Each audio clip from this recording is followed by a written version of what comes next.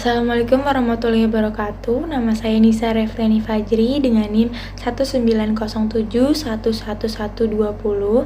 Saya mahasiswi S1 Ilmu Keperawatan Universitas Muhammadiyah Cirebon. Di sini saya akan menjelaskan apa itu KB atau keluarga berencana. Keluarga berencana adalah salah satu usaha untuk mencapai kesejahteraan dengan jalan memberikan nasihat perkawinan, pengobatan kemandulan, dan penjarangan kehamilan, atau salah satu usaha untuk membantu keluarga termasuk individu untuk merencanakan keluarga yang baik sehingga mencapai keluarga yang berkualitas. Selanjutnya, apa sih manfaat dari keluarga berencana itu? Manfaat dari keluarga berencana sendiri itu yang pertama ada perbaikan kesehatan badan ibu, yang kedua adanya waktu luang untuk mengasuh anak-anak, beristirahat, dan menikmati waktu luang untuk melakukan kegiatan lain. Yang ketiga, perkembangan fisik, mental, dan sosial anak menjadi lebih baik. Yang keempat, ada perencanaan kesempatan pendidikan bagi anak yang lebih baik. Selanjutnya, apa saja sih macam-macam alat kontrasepsi itu? Yang pertama itu ada pil. Pil ini diperuntukkan bagi wanita yang tidak hamil dan menginginkan cara pencegahan kehamilan sementara yang efektif bila diminum secara teratur. Meminum pil ini sendiri bisa langsung dilakukan setelah keguguran, setelah menstruasi, atau pada ibu yang tidak menyusui anaknya. Jenis-jenis KB pil sendiri ada dua. Yang pertama itu pil gabungan atau kombinasi. Yang kedua ada pil khusus atau progestin pil mini. Selanjutnya, apa sih kelebihan dari pil KB ini sendiri? Yang pertama itu penggunaan pil KB yang mudah karena hanya dibutuhkan kepatuhan wanita untuk meminumnya. Yang kedua, kehamilan bisa langsung terjadi jika sang ibu tidak mengonsumsi pil KB itu lagi. Selanjutnya, ada suntik. Kontrasepsi suntikan adalah cara untuk mencegah terjadinya kehamilan dengan melalui suntikan hormonal. Kontrasepsi hormonal ini banyak dipilih di Indonesia karena kerjanya efektif, pemakaiannya yang praktis, dan harganya yang relatif murah dan aman. Apa saja sih jenis-jenis KB suntik ini? Yang pertama itu ada suntik 1 bulan dengan suntikan kombinasi. Yang kedua suntik 3 bulan atau Depo-Provera.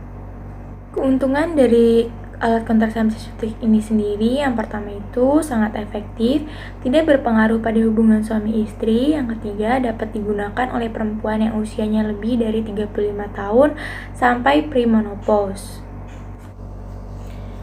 Selanjutnya ada kontrasepsi implan. Implan ini efektif selama 5 tahun untuk jenis Norplan dan 3 tahun untuk jenis Jadena, Indoplan, dan Implanon. Dapat dipakai oleh semua perempuan dalam usia reproduksi. Pemasangan dan pencabutan implan ini dibutuhkan pelatihan. Kemudian kesuburan ibu akan segera kembali ketika implan ini dicabut. Untuk keuntungannya sendiri yaitu daya gunanya yang tinggi, perlindungan yang jangka panjang selama 3 dan 5 tahun, kemudian pengembalian tingkat kesuburannya cepat setelah implannya dicabut. Ketiga itu tidak melakukan pemeriksaan. Yang keempat itu bebas pengaruh estrogen, kemudian tidak mengganggu produksi ASI. Selanjutnya ada IUD. IUD adalah alat kecil yang terdiri dari bahan plastik yang lentur kemudian dimasukkan ke dalam rongga rahim yang harus diganti jika sudah digunakan selama periode tertentu. IUD ini merupakan cara kontrasepsi jangka panjang. Di Indonesia sendiri ada 2 jenis IUD. Yang pertama itu copper T atau IUD yang berbentuk T. Kemudian ada Copper 7 atau IUD yang berbentuk angka 7 dengan dimaksudkan untuk memudahkan pemasangan. Selanjutnya ada kontrasepsi mantap, yaitu tubektomi atau tindakan pada kedua saluran telur wanita yang mengakibatkan wanita tersebut tidak akan mendapatkan keturunan lagi. Sterilisasi ini juga bisa dilakukan pada pria yang disebut vasektomi. Dengan demikian, jika salah satu pasangan sudah mengalami sterilisasi, maka tidak diperlukan lagi alat-alat kontrasepsi yang konvensional. Cara ini dibilang efektif karena kemungkinan terjadinya kehamilan itu sangat kecil. Namun, ini tidak dianjurkan pada wanita yang belum hamil dan menikah, kemudian juga pada pria yang belum menikah. Jadi kesimpulannya adalah KB sangat penting bagi keluarga karena dapat menyelamatkan kehidupan serta meningkatkan status kesehatan ibu hamil dan anak. terutama dalam mencegah kehamilan yang tak diinginkan, menjarangkan jarak kelahiran dan kehamilan, kemudian mengurangi tingkat resiko kematian pada bayi.